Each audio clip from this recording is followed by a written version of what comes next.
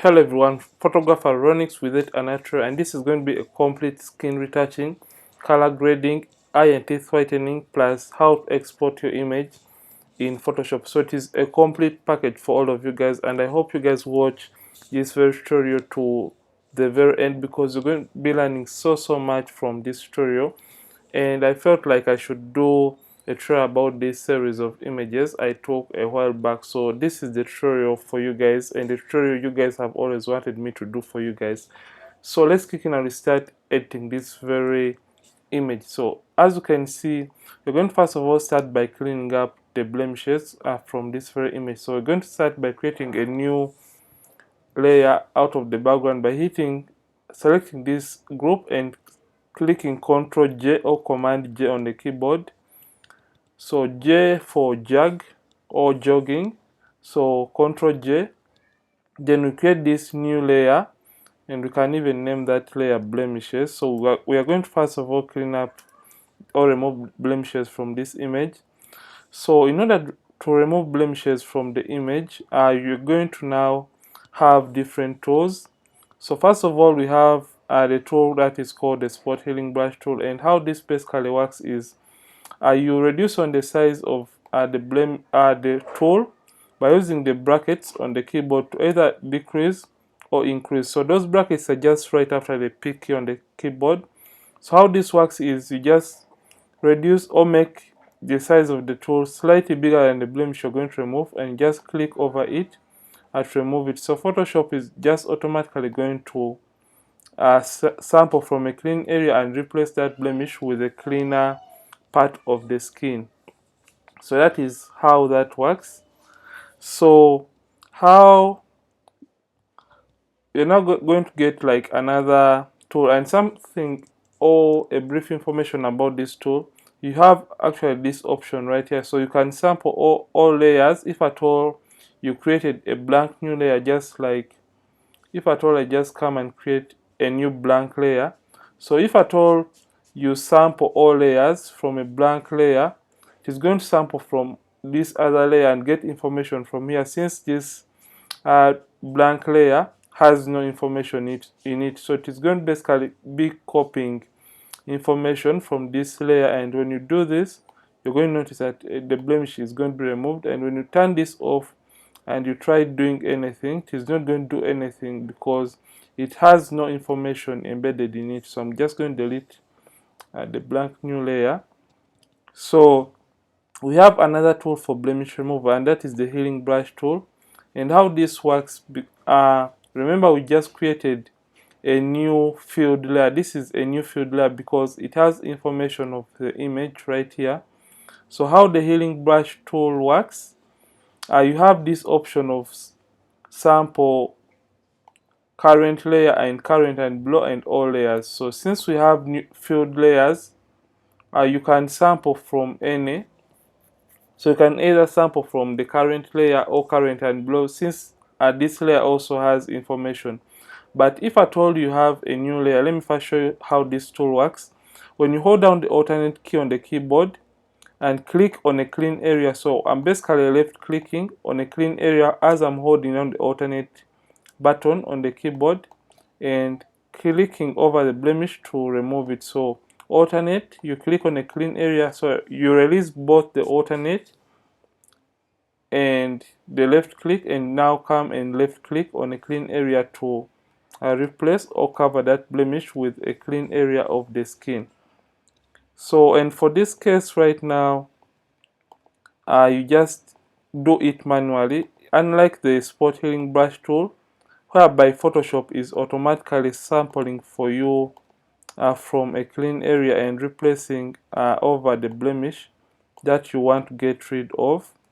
And for this case, if at all you had a new field layer, when you're going to use the healing brush tool, and now you come and leave this at current layer, you're going to notice that even when you hold down the alternate key and you click over the blemish, you don't see any difference because you don't have any information on the current layer as it is shown here. But when you come and select current and below all layers, you're going to notice that when you come and you hold down the alternate key and you click over the blemish, it is automatically going to be replaced because this layer is stealing information from these field layers right below it. So that is how that works. And still, I'm going to delete that. So the next tool we are going to learn about is the clone stamp tool. And how this basically works is you can sample from current layer, current and below, or all layers, if at all you have a new field layer right here, because all these layers have information embedded in them.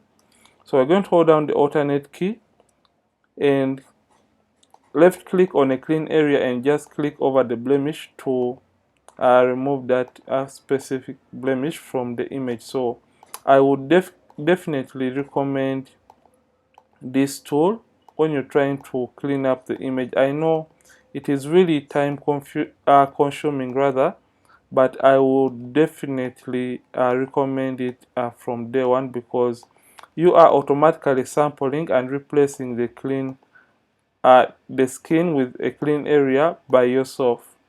So I would recommend that always. So the next tool we have the patch tool.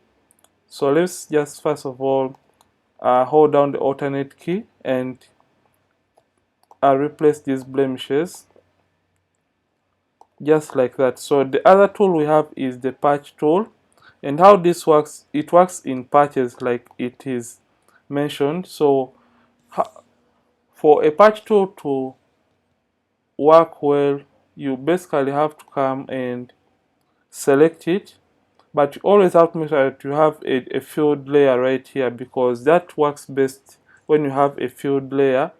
So how it works, you basically select the blemish or the area that has blemishes just like that.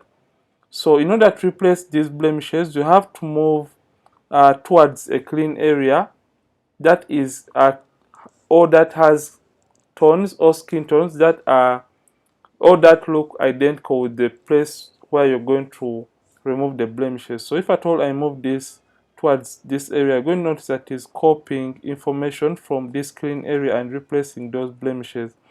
So that is how the patch tool works basically. You just draw and patch up the skin by moving. So you left click and move and just release, and you can click away from the blemish to deselect, or you can hit command D or control D to deselect. So this is how the patch tool basically works when you're trying to clean up the skin just like that. So just draw shapes.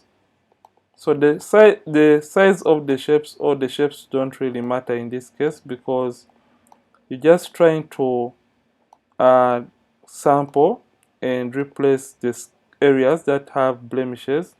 So I'm just going to remove these blemishes, and we're going to go straight into skin retouching, because I feel like I have intensely covered the blemish removal tools. So let me just first of all clean up right there.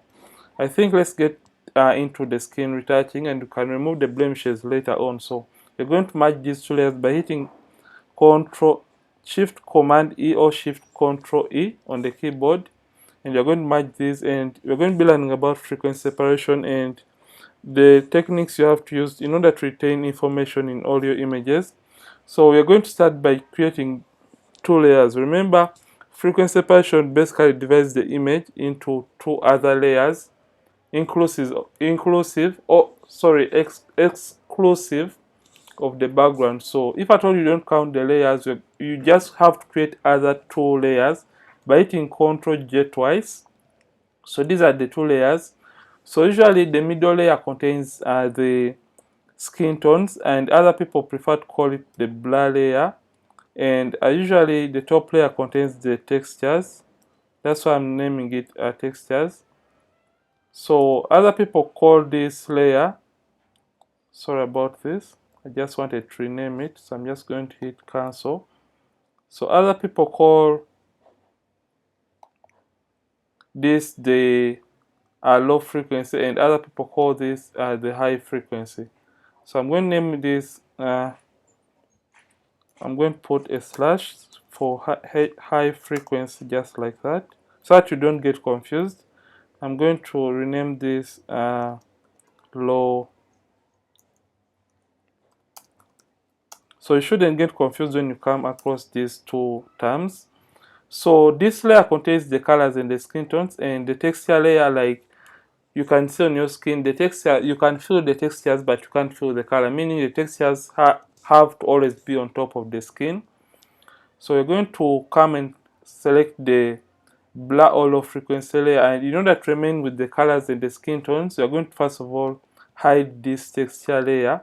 Then you're going to come to filter, blur, and come to Gaussian blur, just like that. So it is going to bring up this window. So when it brings up this dialog window, always make sure that your preview is on. So we have to move this radius up to a point when we are starting to lose out on the details, or you have to look for that area that has more skin texture than the rest of the image to represent it. So when you try to move this, make sure you move it up to a point when you're losing out on the details in the skin. So I think, let me zoom out a little. I think at around, I'm going to be using a radius of around 9. So you can see at around 9 we have lost out on the skin details in the image. So basically click over to hover around and make sure your preview is on and hit OK. And when you do this, you're going to notice that the details in the skin have been lost out completely, and the image looks really blurry, but that shouldn't be your worry right now.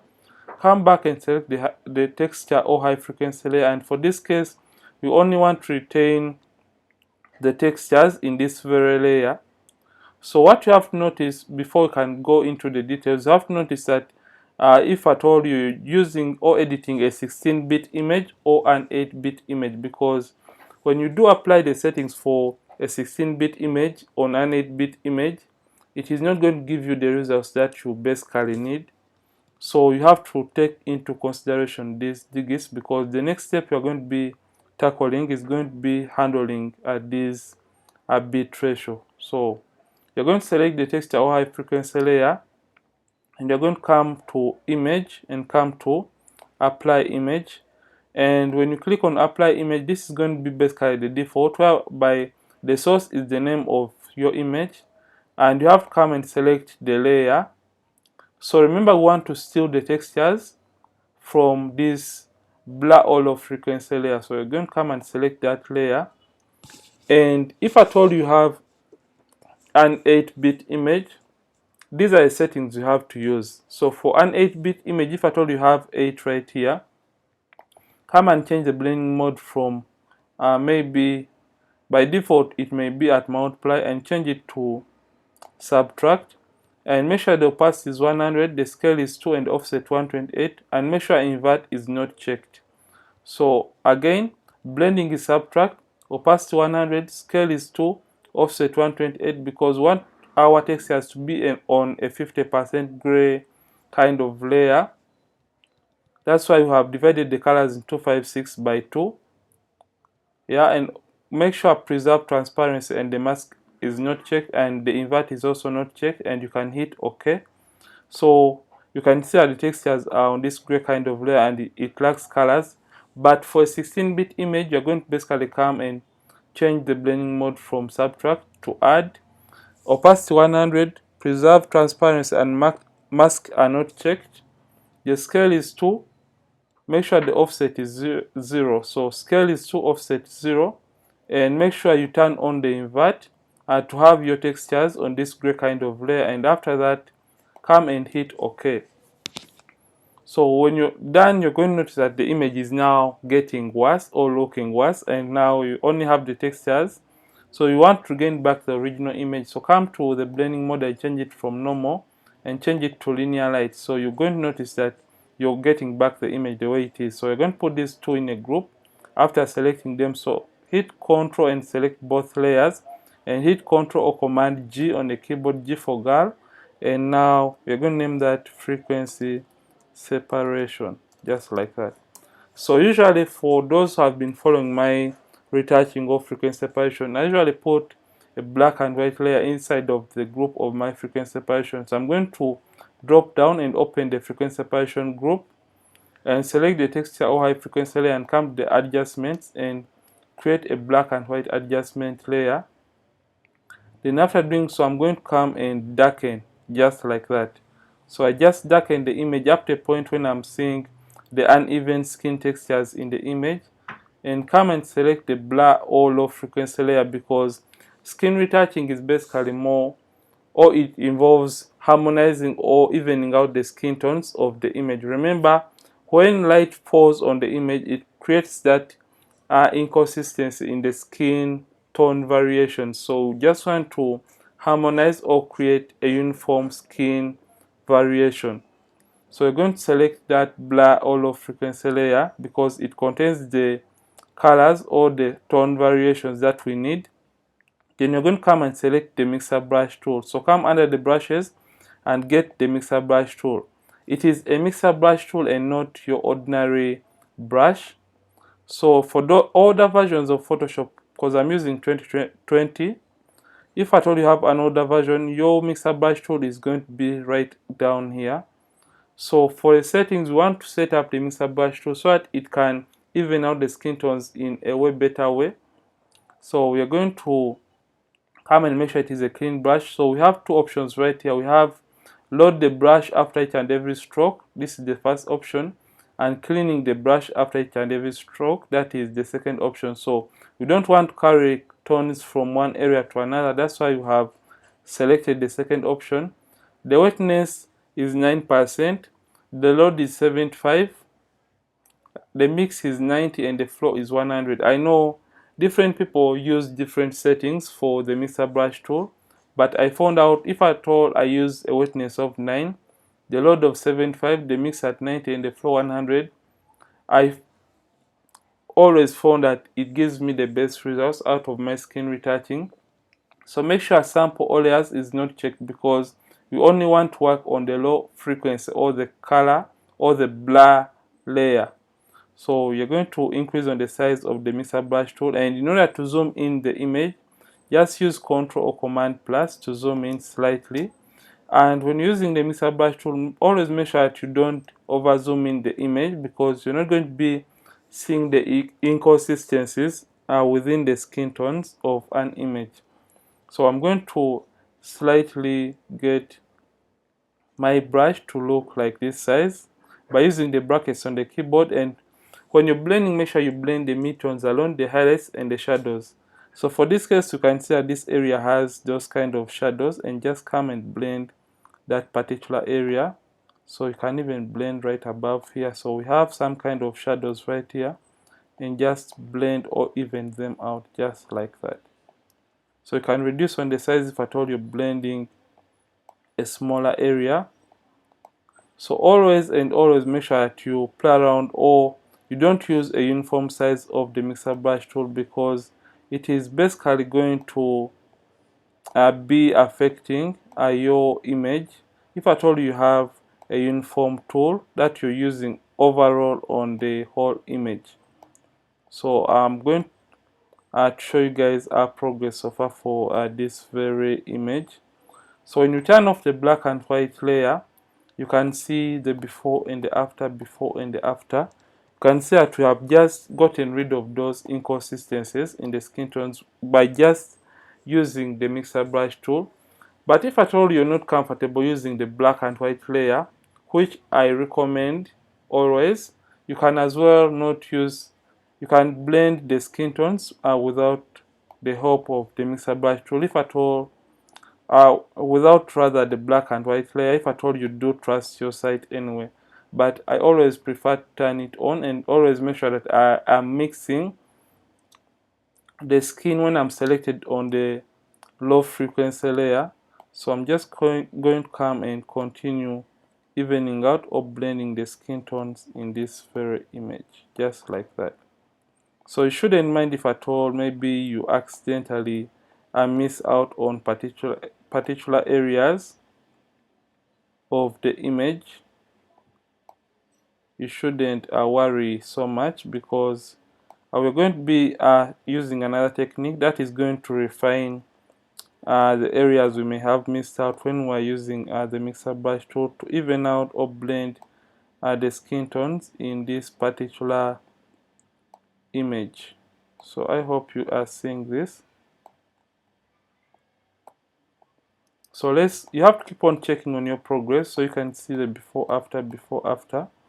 So we're going to do the same for the overall image. So just come down here and turn this back on and come and blend or harmonize the skin tones. And the way I'm doing this, I'm blending the midtones, the highlights and the shadows differently because I don't want to distort or change the shape of the model's face. That's why I keep on holding down, and the way I'm mixing, I left click and blend. So left click, hold down the left click and now blend. So that is how I blend the skin tones in this particular image while using a computer without the help of a maybe graphics tablet. So I'm going to come to the nose area and I'm just going to blend these shadows alone, and come this side and also blend those shadows just like that. So you can see the power of the mixer brush tool. It speeds up the skin retouching process, and even for people that use micro dodging and burning, I would recommend that you apply this to give you like I should say a step ahead, so that you don't spend hours and hours trying to even out every micro element of the skin or brightening and darkening those areas. So I would recommend that you use the mixer brush tool first before you can jump into your micro dodging and burning. So I'm going to zoom out and see what we have done so far to this image. So let's say before and after, before, after, before, after. So you can look at the areas you haven't blended well and just come and use the mixer brush tool to blend. So remember, we are doing skin retouching and we just want to blend or even out the tones on the overall face of the model. So we want to apply the skin retouching even on the neck and areas of the hands. So increase on the size and just come and start blending or evening out on the tones in the neck area just like that. I hope you guys are really taking attention. And the one mixing, I'm going to mention this again.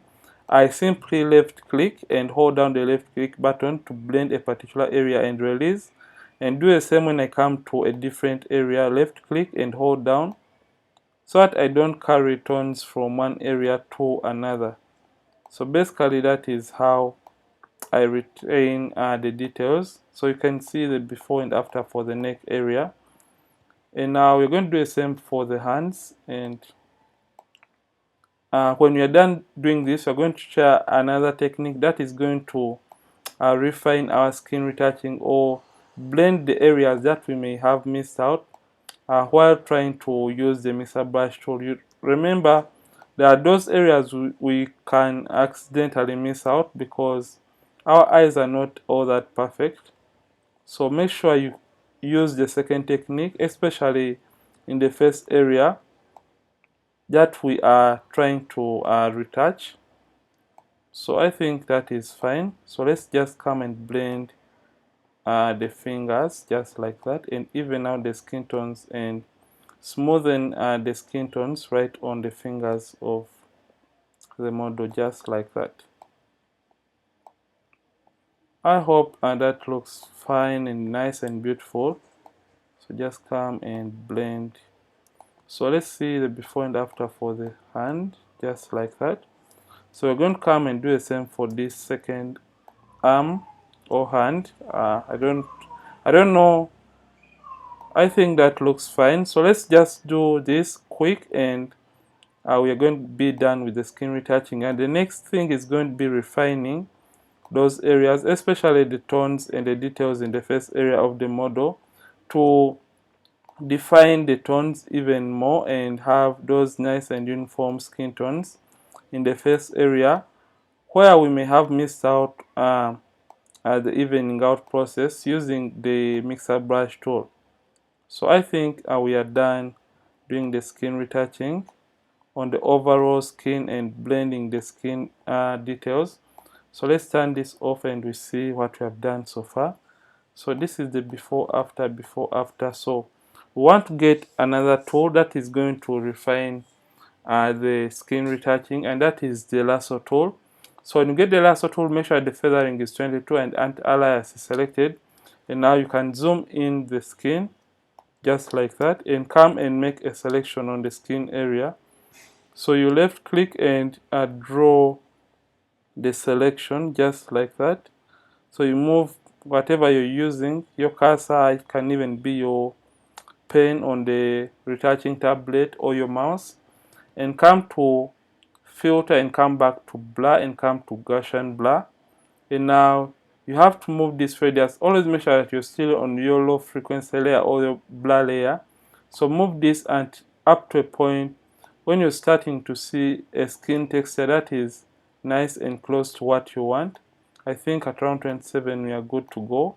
So we want to apply this onto the rest of the image. And the way I'm drawing these shapes is the way an area is shaped. So you can see when it comes to the eyes, I'm just going to draw that. Right click and click on Gaussian blur. And if at all you feel it is too much, simply click Shift Ctrl F or Shift Command F and reduce on the opacity of that effect. So for the purposes of this tutorial, I'm going to leave everything at 100%. So I'm sorry about this. And just come and apply the Gaussian blur effect onto the overall image. So after this, you're going to be learning about the technique I use for color grading. So I basically apply dodging and burning or global dodging and burning, but the technique I prefer to use that is going to add more detail or nice tones to the image is a very wonderful one, and that technique really helps me to be a step further in the color grading process of most of my images. So when it comes to the nose area and I come to this highlight, I usually don't apply the lasso tool method right here, because if at all I come and I apply it rather, and I come to Gaussian blur, you're going to notice that the highlight has been lost out and doesn't look nice. But if at all you insist on applying it right there, just come and fade it out or reduce on the opacity, because it has flattened the nose. So come and click Shift Ctrl F or Shift Command F and just reduce on the opacity. So I'm just going to go with 6%. I think that is all for the lasso tool method. So you can see the before and after for the overall skin retouching. We're going to come and delete the black and white layer, and now close the frequency separation group, and now we're going to come to the dodging and burning. So dodging and burning is basically about enhancing the highlights and the shadows and bringing back the shape or dimension of the model's face. So we're going to simply come to the curves adjustment layer, and first of all create the first one. I'm not going to rename it as of yet. I'm going to come to select and I'm going to come to color range. And when you select color range, make sure your selection is activated and your quick mask is on. So how this works is when you open this, you're going to select this eyedropper tool and come and select first of all the highlights in the image. So you can move the fuzziness around to see what basically works best for you, and you can see now the highlights are really selected or emphasized, and click OK. So just want to emphasize the highlights, so make a midpoint and now brighten just a little bit the highlights. You can see the before and after. And now you're going to do the same for the shadows. Come back to the curves and come to select, come back to color range, and now select the shadows just like that. So you have to make sure that you select the shadows just like that, and you can either increase the fuzziness and now hit OK, and now make a midpoint and now just darken. you can see that this is adding shape or dimension to the model's face, but don't overdo it. So if at all you feel like it's affecting the colors in the image, come and change the blending mode to luminosity. And now you can select both and hit Ctrl Command G, and you can name that group D and B for dodging and burning. So you can see a before and after for the dodging and burning. So right now we're going to go into the color grading process for this very image. And in order to do that, we're going to create a stamp visible layer by hitting Shift Alternate Command E on the keyboard, or Shift Alternate Control E on the keyboard to create a stamp visible layer. And we're going to duplicate that by hitting Ctrl or Command J to have a backup as usual. Come to Filter and come to Camera Raw Filter, and you're going to color grade the image even more. So you're going to come all the way down to the calibration option, and we have red primary, green primary, and blue primary. We're going to first of all reduce on the saturation of the red primary to around -9, and also do the same for the green primary, just like that, to around -9 too, and also do the same for the saturation of the blue primary to around -9. So you can see the before and after. Then you're going to come under the hue, saturation, and luminance option. You're going to come to, first of all, the luminance, and so luminance is more about the lightness or darkness of a particular color. So if at all I turn this all the way down, you're going to notice that it has muted down the oranges in the image, and when you turn it up, it brightens the oranges.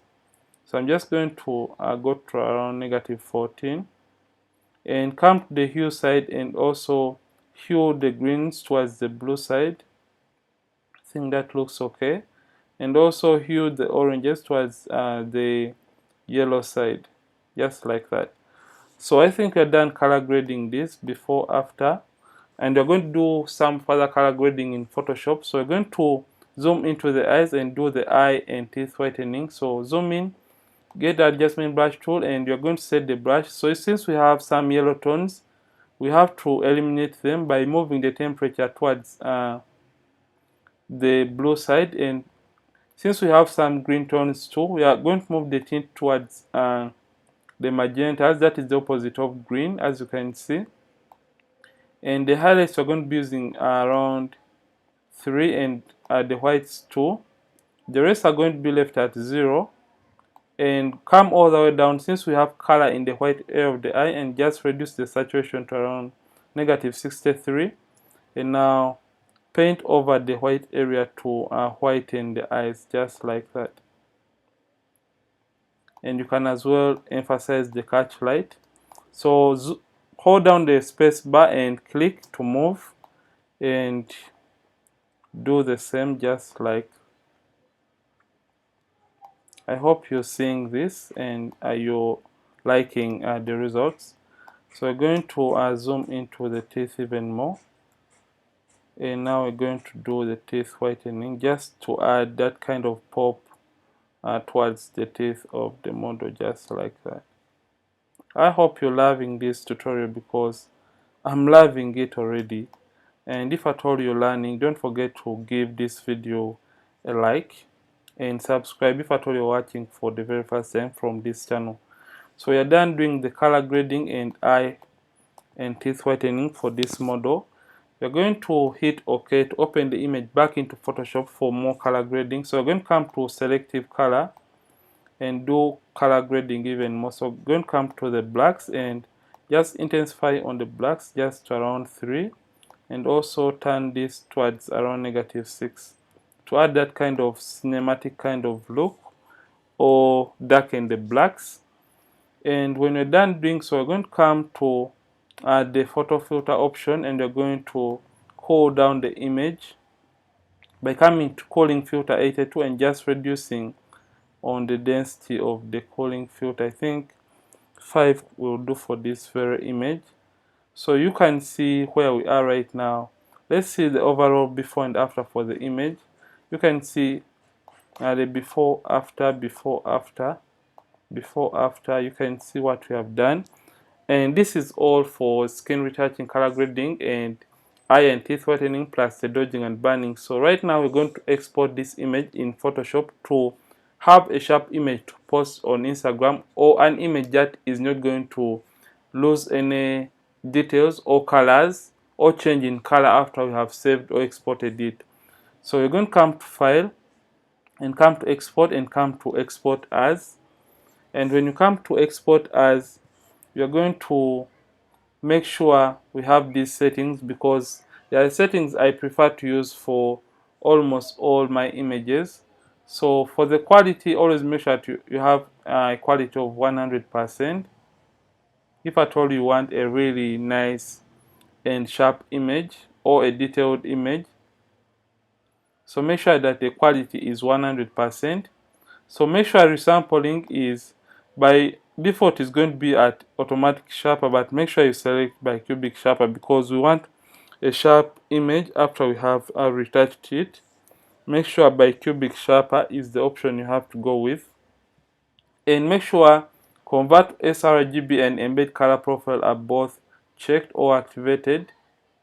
And now click export, and you can rename the image to whatever you want. And for this case I'm going to name my image Ronix, and you can select the folder where you want your image to be saved. And for this case I want to save my image to my desktop and hit save, and it is going to take a few seconds and your image is going to be saved in that location where you want your image to be saved, or a location where you selected.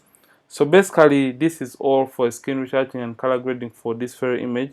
And if at all you love this tutorial, don't forget to like this video and don't forget to subscribe to this channel. If at all you have been watching from this channel for the very first time, Ronix from Ronix Photography, thanks for watching, and I'll see you in yet another tutorial. And don't forget to keep practicing and keep creating if at all you want to be a better retoucher out there, and I'll see you in yet a next one.